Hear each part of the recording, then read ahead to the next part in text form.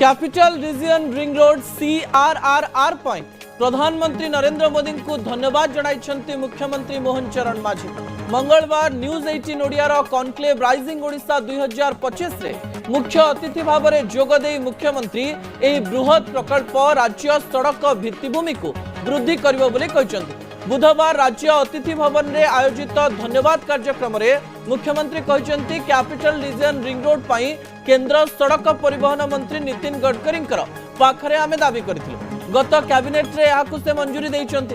A ring road हेले राज्य रे अर्थनैतिक विकास हेबा सहित जोगाजोग क्षेत्र में अनेक परिवर्तन घटिबो। आगकु गोठपाटणा पाखरे नुआ सिटी पाई एही रिंग रोड सहायक हेबो। ए रिंग रोड राज्य रे आईटी टेक्सटाइल भली उद्योगर वृद्धि क्षेत्र में मध्य सहायक हेबो। बीजेपी राज्य सभापति मनमोहन सामल और राज्य प्रभारी विजय पाल सिंह तोमार मध्य प्रधानमंत्री को धन्यवाद ज्ञापन करिसंती। हमर जोटा CRRR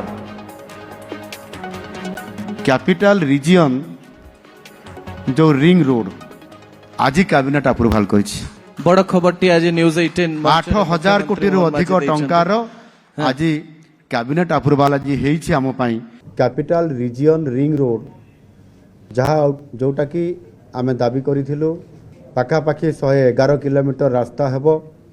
खोर्धार रामेश्वरम ठारू आरंभ हेई से आपंकर टांगी रे जाइकी से रास्ता बाहरिबो एवं सेतिरे 8,342 कोटी टंकार ऊर्ध्व टंका से एथिरे अप्रूवल दैछंती।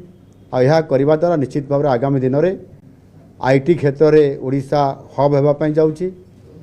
सेतिरे टेक्सटाइल सहित अपारेल सहित सॉफ्टवेयर समस्त प्रोजेक्ट अधिकांश आम ओडिशा रे हेबा पई ये गोटे रास्ता फिटिगला।